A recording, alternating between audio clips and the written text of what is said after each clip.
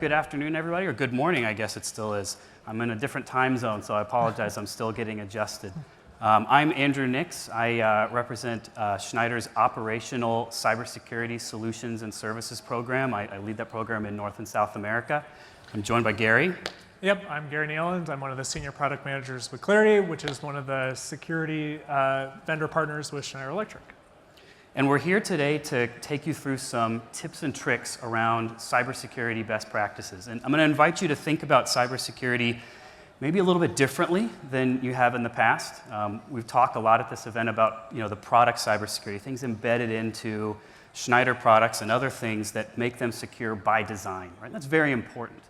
But one of the other things that's important about cybersecurity is actually the space around those devices. What happens in between them, the ways that they communicate, the way that we secure the information traveling amongst our networks, the kind of lifeblood of our facility floor, of our data centers, of our different infrastructure, right? Whatever it may be for you. And so that's really what we want to focus on today. And the reason for that is pretty simple, and I'll give you an analogy. If I go out and I buy a new phone, right? Take your vendor of choice. When you buy that device, it comes with features built in, facial recognition, thumbprint, passwords, things like that. It's very important in keeping that device secure. But as soon as you take that and put it on your home network, right, and it's connecting to Bluetooth, it's looking for other devices that it can communicate with. You download applications to it, you put your email on it, you give it to your kids, right?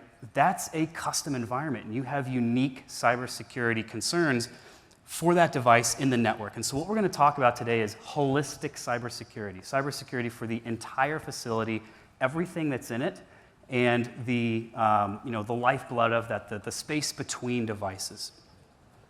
Yeah, so one of the things we get to do at Clarity, because we're an OT security company specifically, we went out and talked to a lot of our customer base about how they're getting impacted by some of the new security challenges that we've seen. These are industrial customers, people with networks just like you guys out there. And one of the very interesting things is that we're seeing more and more often now things impacting the OT environment specifically. You can see here something like ransomware, which people always associated with the IT environment, right? Someone clicking on the wrong emails, someone find the thumb drive in the parking lot and plugging it in or something like that. Not what you're expecting when you're looking at your pumps and your OT equipment. But as you can see, this is more and more impacting the OT environment. Over a third of the customers, we're seeing things like ransomware impacting these environments. Another thing that we can see is that the scale of these impacts is becoming more and more pronounced and larger. So in the past, when we talked about security, most organizations talk about their security around their operational environments, and they're talking physical security, right? They have their fence up, they have their barbed wire out there, and they're not worried about any sort of cyber attack doing anything to their operations. But now we're starting to see when these attacks do happen, they're having higher impacts on more sites. These networks are more and more connected, so something that in the past would only impact one facility can now impact numerous facilities. And not only is it impacting more areas, it's also having a much higher financial cost. So these are things that, I'm sure everybody here has started to see these things in the news. You see XYZ company that had some impact, had X billion of dollars in a loss.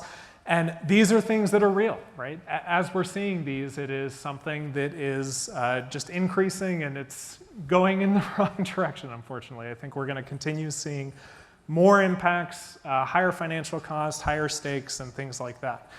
So this is all because of the way these environments are set up and some of the unique challenges that we have in this area and some of the different types of equipment and things that we have in these types of networks.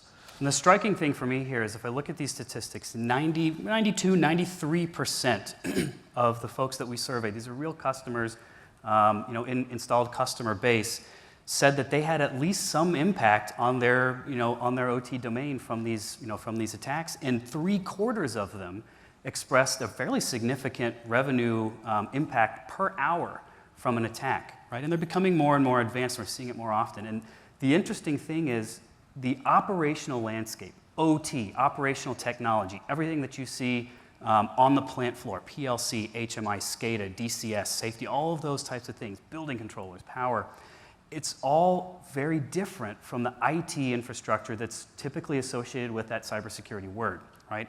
The protocols are different. The types of equipment and their primary functions are different. Their impact on safety of the facility, of the environment around you, of the neighborhoods that you operate in, are all very different. There's different ages, there's different manufacturers, all different facilities. There's not one that has any single vendor across the whole thing, right? So all the different equipment that's out there, they're all interacting, they're all depending on each other, they're taking inputs from one, they're giving outputs to another. So securing that entire environment and the space between things is becoming more and more and more important in the operational space. And so to that point, why? Why is this becoming such a risk? Why are we talking about this space between devices so specifically? And there's really a bunch of different factors here, but I want to focus on 4 for you just quickly today. The first being that it's recognized risk, right? So folks understand, attackers see historically, when you watch old movies about cybersecurity attacks, it's a guy in a hooded sweatshirt in his parents' basement typing War and Peace into a mainframe, right? That was the cybersecurity attack of the past. It was focused on, credit card information, things of that nature. But today, folks realize that you can get more gain out of attacking an operational system because there's safety, there's operational impact on, from those types of attacks. There's chaos that they can cause, and organizations are willing to pay to take the pain away, and attackers know that, and they're looking for the revenue from that and from that loss. There's also a lower risk for attackers recently with cryptocurrency, with all sorts of different tools that they have in place to hide themselves. They can initiate more attacks more often without bringing themselves to the forefront, unless they want to, unless they want recognition. They can hide.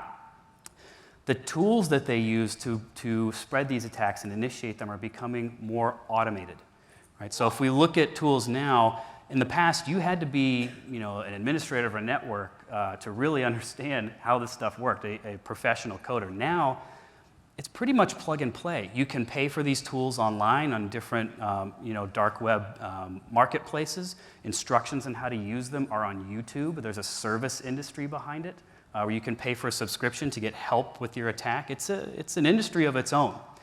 And so they don't need the help that they had before to get this stuff deployed. It's becoming very easy for them. And then, as we've all felt, the shortage of qualified employees, right? These folks that know operations, they know the PLCs, the power meters, the building controls, they're harder to find than a traditional IT person. And they're hard to retain. And so having all that knowledge base in each facility becomes more and more difficult with that shortage of employees. Yeah, I think the first time I saw the 1-800 or email number to go contact for help with your ransomware was a pretty eye-opening moment for myself. But I think, we've talked a lot about some of the things that we've seen out there and some kind of the shifting landscape of this. I think a lot of people, when they think about this, or the C-suite, your boards, some executives that may be out here today, they think about what do their programs actually look like. We got all these layers of defense, we have our fortress set up, we have our security, there's our crown jewels. Clearly, we're protecting them at the highest level. But then when we actually get down to it and we put ourselves in the shoes of an attacker who can be anonymous, who can hide behind their tools, who can pay a lower and lower cost to get things initiated, who's not looking for necessarily you, they're just looking for a misconfigured firewall, something with default credentials, all these type of basic things. The program's more like this, right? And it's a funny graphic, but it is reality. These attackers kind of see OT networks, and they're looking for the single weakest link that they can influence to get in, to spread, to cause chaos, because that's what they want. And that's really what we're trying to defend when we talk about the space between these devices. So we've been talking a lot about some of the threats and some of the issues that we have in this space, but there are lots of tools. This is supposed to be a learning type session, so we're not just here to scare people. So one of the things we wanted to start off talking here was with some of the frameworks that we can use and some of the standards that are available to help organizations go out and start tackling some of these challenges. So you may have heard things like NIST or ISO-99 or NERC-CIP, but we're going to focus on IEC 62443, which is kind of unique because it's built by the industry, right? It's written by some of your guys' peers, and it's something that really gives some unique insight into how to go ahead and protect these networks.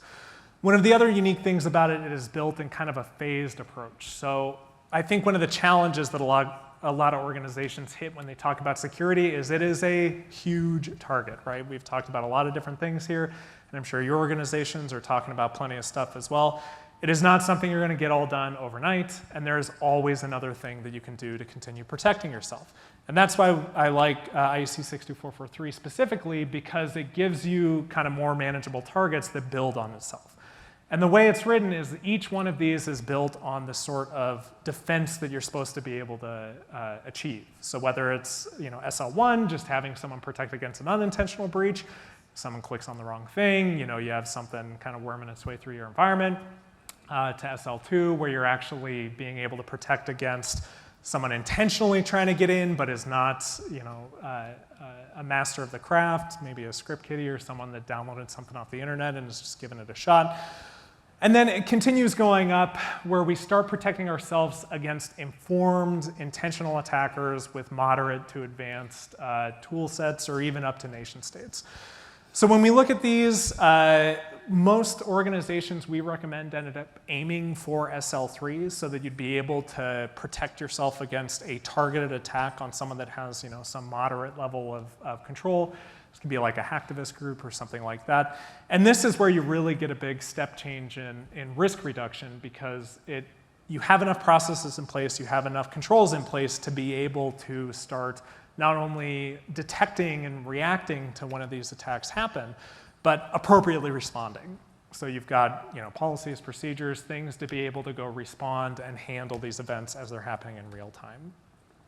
So that's all good and well, right? And the pyramid of cybersecurity with IEC 62443 is really nice to look at. But when you actually dig into the standard, it's not exactly a coffee table read, right? It's hundreds of pages long. It's constantly changing. It's constantly evolving. It's very impactful because, as Gary said, it's written by our industry colleagues. It's written by the vendors that manufacture equipment, including us. It's written by the folks down the road that are next door to your facilities. So this is a collaborative effort of folks leading the industry that you can rely on for, here's what we're doing, here's what the best of the best are doing, and here's the roadway to that you can follow to get there as well, so that you're just a bit more defendable than your neighbor, right? But like I said, not exactly a coffee table read. So as a little technical note here, we've laid out some of the technologies that fit into these standards. And it makes sense, right? If we start at security level 1, we're looking at the basics that you need to really keep the doors open to be able to defend yourself from a basic level of attack. These are primarily things like endpoint protection, like basic backup and recovery, remote access, secure remote access. That's, again, designed for operations, right? So not taking an IT tool or something that you're using for chat in your IT organization and trying to use that to access your SCADA system, but specific tools built for operational technology and the protocols and security that they need. And then, of course, things like patch management to make sure that your devices are up to speed, because vulnerabilities are giant red flags of known issues that someone can take advantage of in an environment. When we move on to the second level, level 2, this is where we get a bit more interesting, a bit more fun, right? So now we've got artificial intelligent tools. Tools like the Clarity tool that we use in different spaces for visibility to assets, to understand, to map out what does your facility do in a day in its life? What is it, what are the devices that are in it? How do they communicate? And when is something happening that's not normal, that's anomalous, right? Looking for intrusions. We're looking at performance monitoring in the network. When are things up? When are things down? How are things interacting? And how can we plan for use of services to keep things patched, updated, et cetera? Then when we get to level 3, this is kind of the crown area, the ideal spot to target to get to as an organization.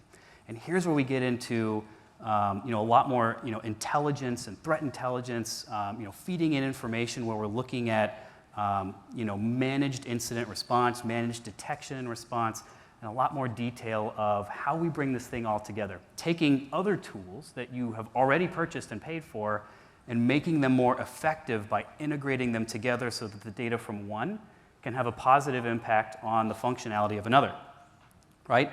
So again, this kind of thing from these standards is changing all the time, always being updated as new technologies happen. I mean, even in the offers that we qualify and we look at as an organization, because putting this together and the The design of this is really a core competency of Schneider and our consulting group. We see these things changing, and it is our best practice to help folks understand exactly how this fits into your organization. The thing I will say is, if you're struggling to figure out where you stand, you'll see cyber risk assessment across all of these, and I can't make that important enough. You have to know where you are to know where to go. Otherwise, you just see all these different technologies. It's like going down to the casino floor, right? There's all this stuff out there that's cool and shiny and bright that you want to throw money at. But is it going to actually work for you? Is it right for your system, for your protocols that you're using, for whatever you're doing? It's very important to know where you stand at each level along the way so that you can baseline, am I spending money the right way? Are my competitors spending less money and being more effective? That's information that's very, very powerful that, that needs to play into your cybersecurity design between those devices. Yeah, I really like that idea of having the risk assessment, and especially as your program's growing, right? I think it is something that is a continuous process. We're never done with security. You're never going to be able to check the box and say, okay, guys, we got it. We're done. We're secure. There's, no matter how much you do, there's always going to be new things happening, new vulnerabilities released, new things that we need to start accounting for. So that's why we go in and talk about things like defense in depth. So this is one of the things that I always like to focus on because it's not just one control. There's no silver bullet that's going to be able to solve all your problems. And usually when we talk about good security organizations and good plans, they have numerous levels of controls so that if one gets defeated or one has issues, you're able to go ahead and deal with it with something else. Or you have layered approaches that can give you all that security and still ultimately be able to stop an attack or stop someone from intruding on your environment. So it all starts here with security plans. So this is your documentation layer, right? It's great to have all these whiz-bang solutions in place. It's great to have all this monitoring in place. But if you don't know who to call when you get that text and say, man, we got hit by ransomware, it can be a really bad day. So you want to have those type of things in place. You want to have some level of policies and procedures in place so that you can know what you need to do when something does happen. It's also important to practice these things. So having an incident response team, having something that you can actually fall back on so you do have that peace of mind to know if we do have an event occur, if we do have something that we need to respond to, we've practiced it, right? We know it, we're good about it, and we can go do something about it.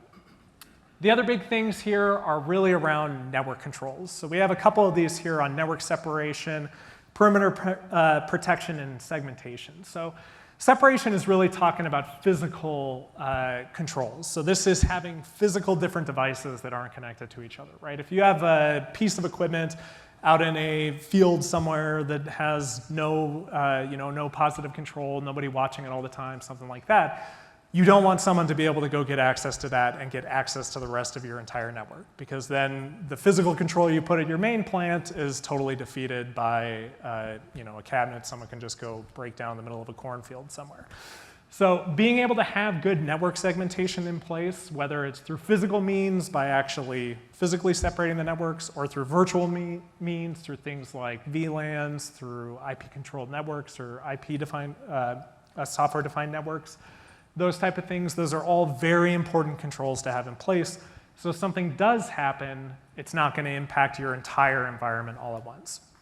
The other big key here is perimeter protection.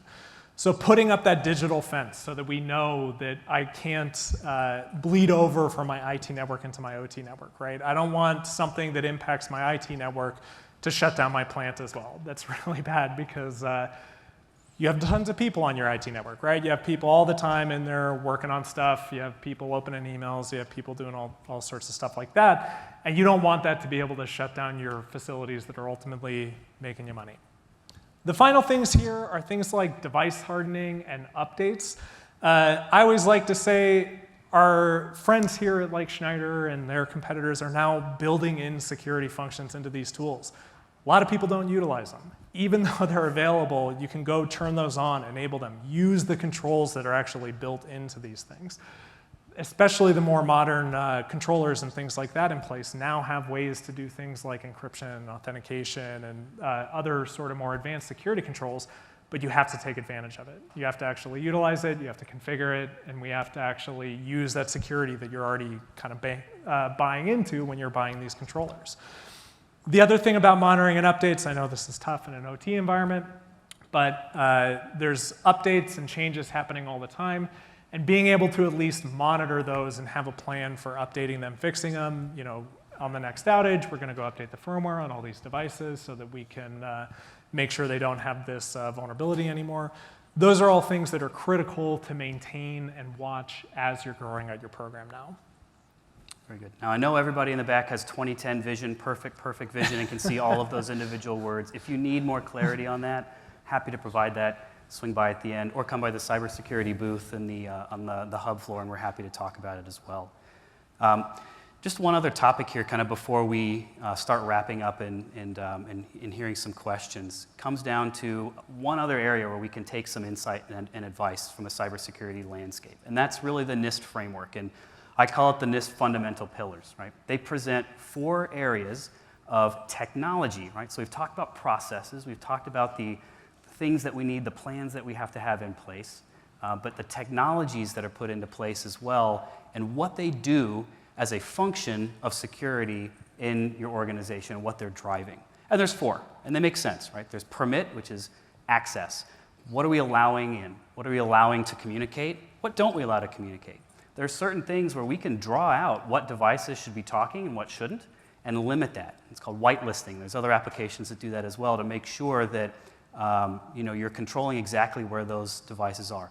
And we get into things like secure mode access, again, permitting only those who need the access to that technology, that tool, in the improved, controlled way in the operation environment that we can manage as an organization.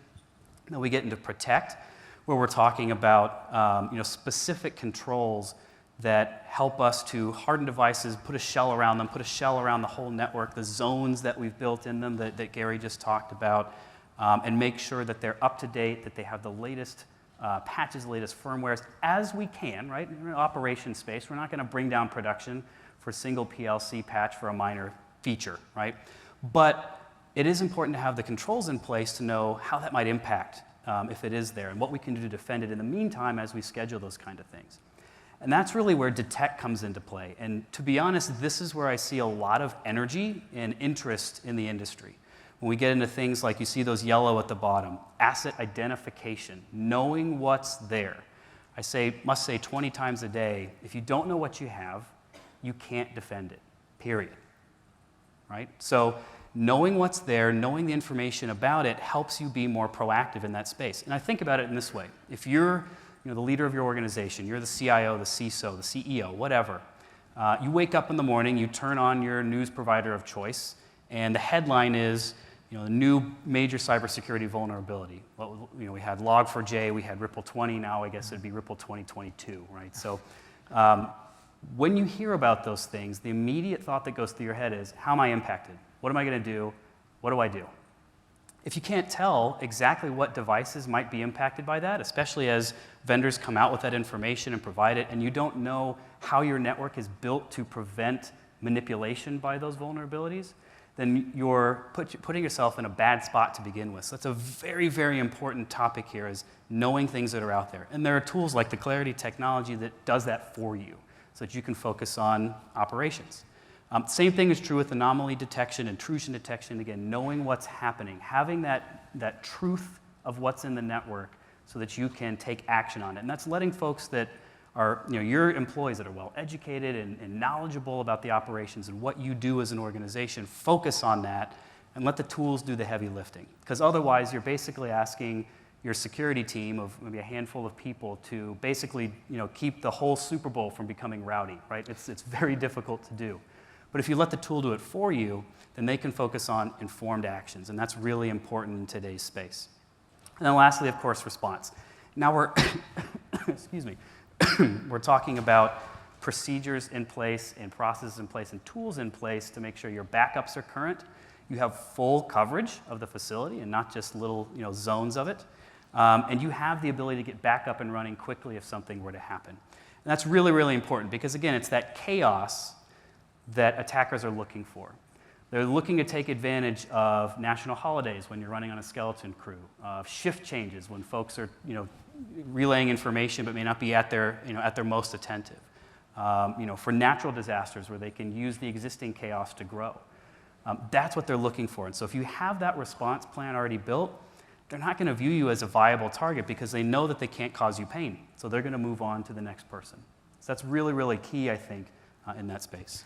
Yeah, it's something I really love, that thought of needing to be able to know what you have to be able to protect what you have. I think that detection column really does underscore everything else. To be able to effectively do any of these other security controls, you're going to need to know what the impact is, what the footprint is of your network, all that sort of stuff. And this is something where I really think Clarity and Schneider work really uniquely together, because Clarity does bring a lot of unique knowledge to this space directly, not only on being able to identify assets, but things like our research team that's doing new vulnerability research, trying to identify the new threats in the OT environment. And that's something that can be leveraged by Schneider, who has incredible knowledge of this space and can do things like assess your environment, be able to identify not only how we can do these controls, but how to actually implement them. Be able to effectively and appropriately implement these in your environment and achieve the security objectives that your organizations are looking for. Okay, so let's start transitioning and wrapping up here and getting to some questions. And just couple quick things before we do that. I just want to give you a little bit of summary. This is a lot of information. We're not going to solve all the world's problems in 25 minutes, but to give you kind of a feel or overview of how do I defend myself? If I'm leaving here today and going back home, what do I do, right? Here's a list of key things, key takeaways that you can implement starting this afternoon to make things more impactful, to make things more secure, or at least things you can bring back to your organization to start identifying and understanding. And I'll just kind of focus on a couple of these quickly. The first one being those assessments. Again, if you don't know where you stand, it's very difficult to plan and use funds effectively. And we've seen cases where customers are spending a fortune on cybersecurity, and their neighbor down the road is spending half as much and being more impactful, more effective, more defended, because the tools they're investing in weren't the right ones, the right fit for that environment. And so we can help through an assessment, through those types of engagements, to understand exactly what the best use of funding is. Then we get into things like backups, right? Making sure that you have a vision of what that plant is. It's stored somewhere safe physically. It's stored off-site, whatever your policy is of multiple location backup, so that you have the ability to get back up and running, prevent that chaos that makes people want to just move on to another target. From a practiced response standpoint, again, knowing what to do is so critical. Everybody in the organization, maybe not so much since we haven't been in the office as much in the last couple of years, but everyone in the organization knows what their fire drill procedure is, right? You know where your muster point is, who your safety advisor is on the floor. You know where to go. The same needs to be true for cybersecurity and what happens when one of those attacks takes place, because they can spread so quickly from continent to continent that the time that's required to figure that out and build that up at that point, it may be too late. Yeah, I do love that idea of practicing and those type of things. So the one thing that I would really add on here is starting with an assessment, being able to build out that plan, I think is really, really critical, because it is a journey, right? You're not going to be able to go and overnight implement all these types of controls, but being able to know where we want to be in 6 months, where we want to be in a year, that's the sort of thing that can really lead to success, because it gives you those targets. And if we even look at how those frameworks that we were talking about earlier are built, you're always building on top of it, right? There's always another target, there's always another control that you can go implement, and we need to have a realistic plan and something that we can actually work towards. So I'll wrap this all up with an example of where this really took place in the real world. Bring it all together so that it makes sense start to finish, because we've talked about a bunch of different components, right? So this is an example of a cybersecurity build-out or consultation that we did with one of our customers, and they're an existing Schneider customer who purchases all sorts of different equipment from us, from industrial controls, power, buildings, et cetera, et cetera. And they really came to us with the challenge of, at the core, of visibility in a couple different ways. One, they needed visibility to everything that's in their facilities. They had that exact scenario. They woke up one morning, there was a new vulnerability in the news, and the response that they got for "Am I prepared?" was, or "What's impacted?" was, "Well, we have between 50 and 100,000 devices that may be impacted." That's a hard pill to swallow and quantify and take action on, right? So they wanted to know what's there, but they also wanted to know where they stood. How are they versus others? How are they versus their peers? How are they spending effectively, or are they? And so we're able to come in and build them out a solution that not only took care of the visibility, right? So we were looking at their network in real time and showing them how things are communicating, where things are in the different layers of their organization, and what we're actually seeing from vulnerabilities and threats that they can take action on this afternoon with their new informed data that's already presented to them in an automated fashion. But we could also help make sure that the money that they're spending in this space and the money that they're spending on services is used more effectively. We can plan it better because we have this level of information, we have this visibility. And so we answered those questions of, where am I? Where do I need to be? What's actually out there that I have that I need to update, that I need to swap out, that I need to make sure is running effectively, and make sure that the space between them is secure. Yeah, and I think this is one of the really unique applications and things that we can do with a partnership like Clarity and Schneider, is that it's not just a single set point solution, right? You're implementing industry-leading things like Clarity and utilizing the information that our research team and those type of things brings to bear. But with Schneider, you're able to actually implement it into a program, right? It's not just a single set point thing. It's something that you're able to actually utilize and count on for going forward. But here's where this got really interesting, and this is relatively new in the operational space. It's not only were we looking at impacts on visibility and data and that sort of presentation to the customer, but they were seeing issues with customer SLAs, right? Where their customers were saying, if you can't guarantee to me that your devices are up to date, within 30 days of a patch being released, any vendor, any product, then we're going to fine you a percentage of the contract amount because I can't be sure that you're as resilient as you say. So this helped them quantify that and be able to showcase the level of security that they have and stay on top of that and eliminate those fines, which were in the millions of dollars. Then on top of that, they were being audited by their insurance carriers, right, to validate that the insurance they're paying for is going to play game in if they have an incident where they file a claim. And what their carriers are finding was, yeah, they have basic controls, but the criticality of their operation, they didn't have the right level of depth and defense in depth to make sure that they were always on top of it for more advanced types of attacks. And so their premiums went up significantly, and their the cost that they would have to pay per event went from about $400,000 to over $4 million. And so they were trying to reduce that back down and make sure that they had that under control, because of course that's a pretty penny to pay right off the bat to pull out of your pocket on a Wednesday afternoon if there's some kind of event, just to get support. And make sure that you're getting all the support from those carriers that you pay for, because again, if you have a giant hole in your roof and you file a claim for water damage, they're probably going to say, you weren't defended from the beginning, why should I pay for all of this? Same was true here. So there's a lot of different impacts, and we're seeing that more and more go into the space of actual financial costs and tie into business functions beyond just the operational function in the facility. And we're able to impact that here in this exact case. So we're going to open up for questions in just a moment. I just wanted to leave this to you. Now, for those more internet savvy, I'm aware this is not the correct use of this meme. Please bear with me. But I thought it was funny and wanted to place it up there for you all to enjoy here at the end. What do you do if you leave this session right now and you get a phone call and say, and hear, we've been hit by a ransomware attack? What do you do? Just very quickly, that quick reaction is what matters. So the first thing you can do, isolate the affected devices. Now, if you have the technologies, the tools, the practices in place that we've talked about, these 8 steps are easy. But if you don't, it may be more complicated. So we're looking at isolate those affected devices, stop the spread, make sure that your zone and conduits are in place. You can pull those out and isolate them. Assess the damages, locate where it began and start to triage that. Decide if it's significant enough to report to authorities. Check your backups and make sure that you're ready to come back up and running. Evaluate your decryption options, because the tools that are generally provided by ransomware, companies that initiate ransomwares are not necessarily built for a PLC or a building controller, so they may not be the right choice for you that you're paying them for. And then at the end of the day, learn from that and move forward more informed and ready to take on the next day.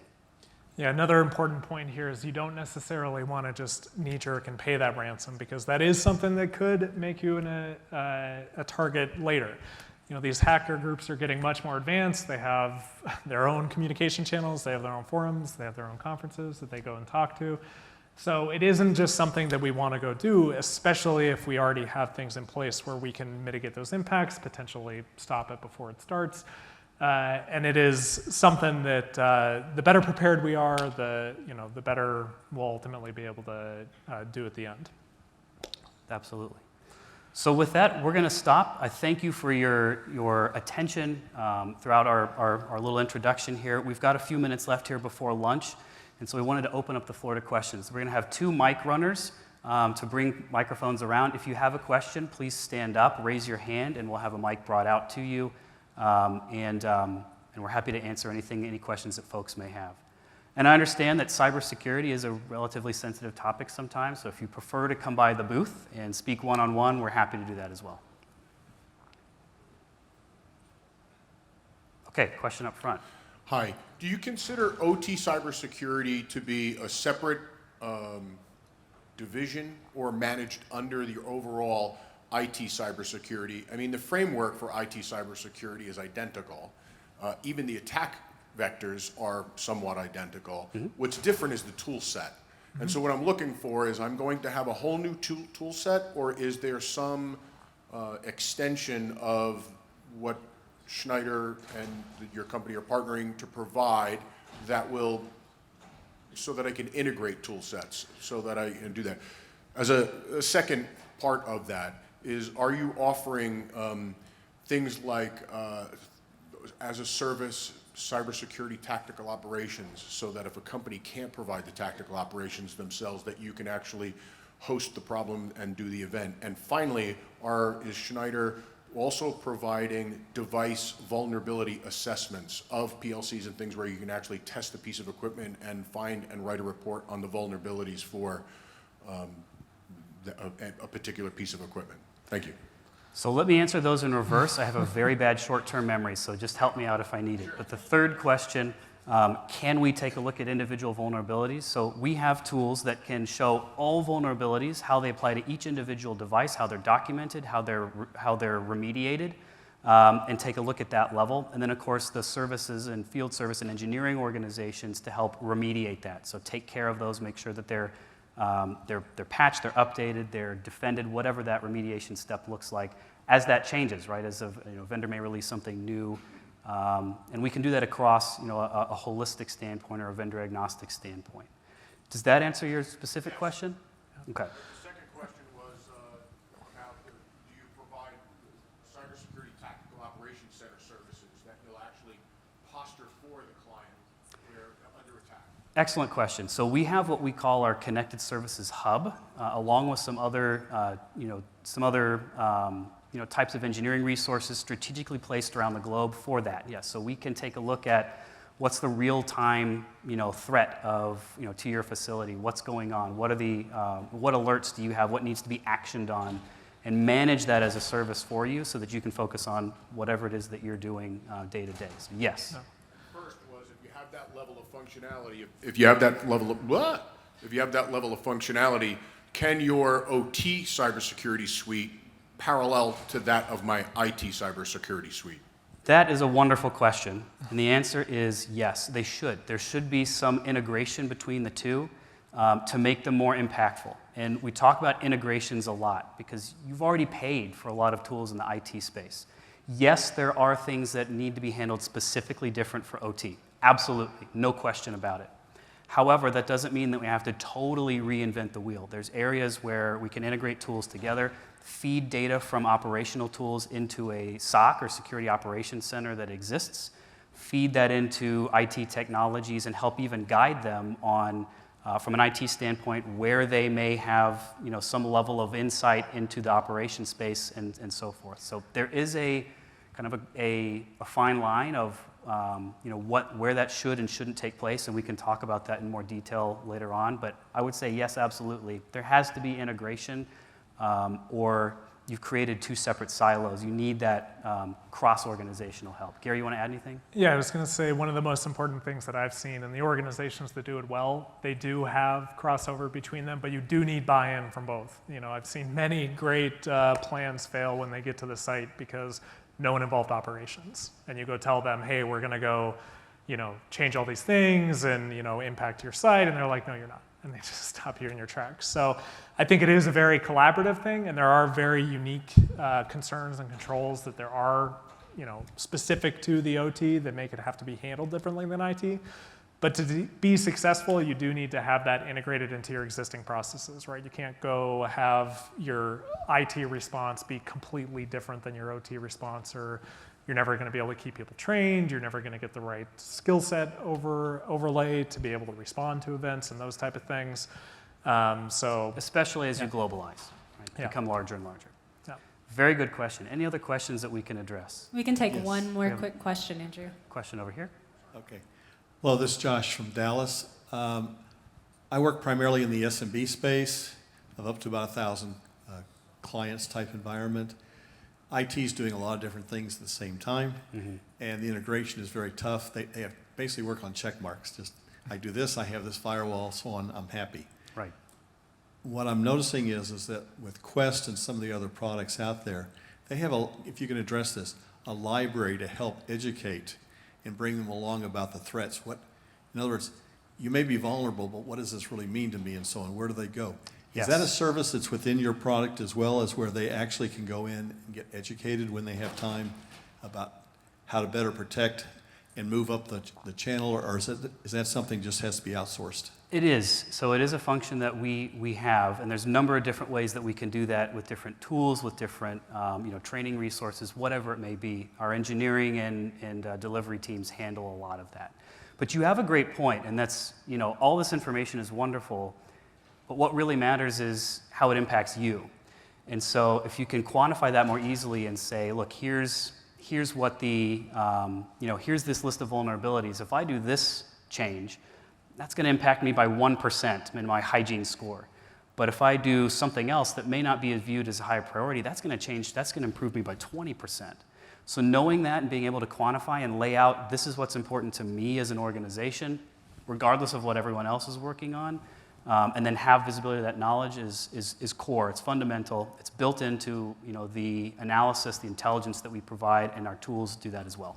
Very good question. Yeah. Okay, so I know we're in between everybody and lunch. I really appreciate the energy and the time. We stayed within 2 minutes of our block. I'm very proud of that. Yeah. If you do have any other questions, Gary and I will stay foodless for a few more minutes up here and happy to answer those. We also have a cybersecurity booth where we're showcasing different technologies. Happy to talk. We have some consultants here. We can go into more details, and we'll be here through the end of tomorrow. Thank you all so much for the time, for the energy, for the attention. Thank you very much for all your time. Yeah.